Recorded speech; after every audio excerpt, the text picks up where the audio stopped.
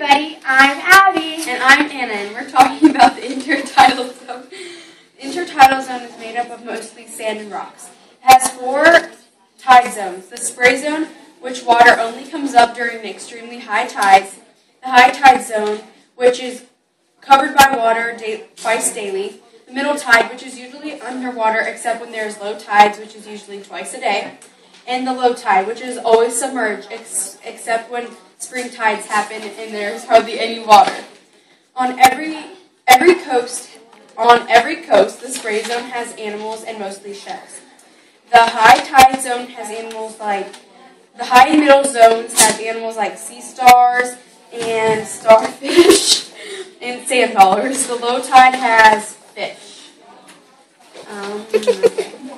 Some of the animals that live in the intertidal zone are keyhole limpet, the two-spotted octopus, the hooty branch, the gumboot chiton, the purple sea urchin, the goose barnacle, red algae, black turban.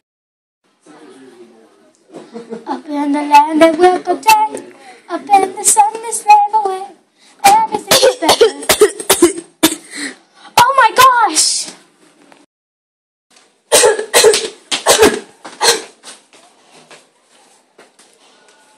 You're a mermaid! I am a mermaid. So, what are you doing up here?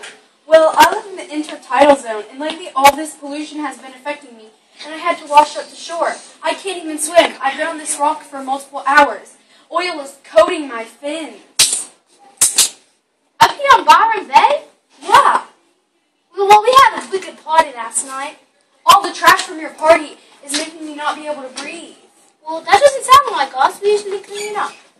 Well, a lot of it is washing up and down in the tides. Also, my friends like the sea star, the two-spotted octopus, the purple sea urchin, the mussels, and the plants like the red algae and the surf grass are being affected by the pollution.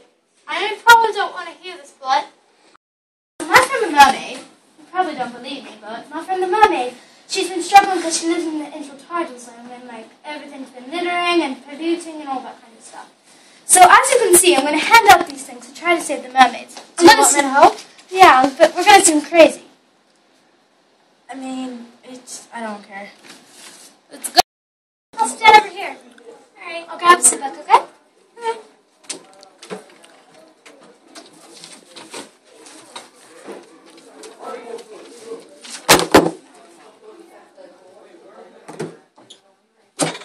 Well, while we're here, instead of reading right now, let's go to our plan to help the mermaids and fishes and all that stuff. Alright. Okay, alright. So we have taken notes, so let's look at our notes, okay? Well, the lithium spheres made up of sand and rocks while on the shore. The rocks could possibly harm them because they're getting washed into the ocean.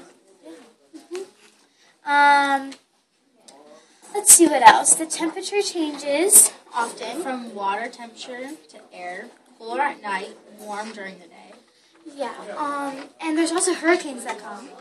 So that could possibly, whirl up all the trash that's on the beach and all that stuff. But And you can see the sun shining through the water. yeah, that's good. But I have an idea. Let's hand out these. Conservation plan. Absolutely, the conservation plan. And we need to hand these out extra so they can read all about it. Conservation plan about, Abby? Well, we're putting together a cleanup crew to clean up after the beaches and all that stuff since, we're by Byron Bay, and that's the most endangered mermaid list area. And we can come every Sunday and Tuesday. Does that sound good? Yeah. I think we should pass these out, don't you think? Yeah, we should pass these around our school. That'd be great. Save the mermaids!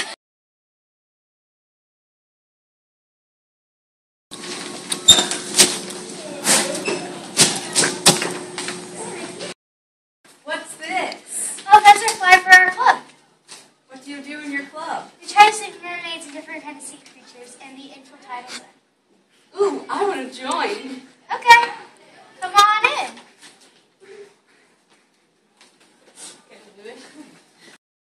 Interesting. There's no climax communities in the intertidal zone because the water's always moving. time. Humans always visit these and try to put new plants and animals into the area, but it doesn't really help. What are you talking about over there? The intertidal zone. Intertidal zone. Oh, I'm just a nerd about mermaids. I know, I'm joining a club. I'm trying to learn more so I can help you clean up better. Really? Yeah. Guess what I found out? What? A lot of humans visit it, so I think if for our club, we should probably make signs to say that humans shouldn't visit as much. What are you reading about? Oh, I'm just reading about the intertidal zone too. And it was saying how the mermaids need help. Well, of course they already need that, but... Maybe if we stop some of the people from using so much boats around them, and from trying to put new plants and animals in it, it will help. Also, there was an oil spill a couple years ago, and residues still keep washing up.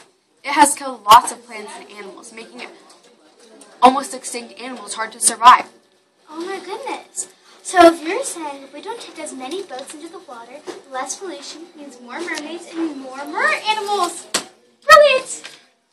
One thing that is good about that we're doing for the intertidal zone is that when people go on diving trips, they don't let them touch much of the animals or plants. Maybe if we make more signs about this, people will also stop bringing in new plants and animals. That'd be great. So the sand has its own chance to spread out and form, and the coral reef can grow for longer because people used to take the coral and use it for sponges to clean everyday household things. Wow, we're really going to make a positive impact on the intertidal zone. Now we're here. I'll roll you in. How does the water feel? Great! Thank you for cleaning up my habitat. You're welcome. I wish I could stay on land with you forever and be a part of your world.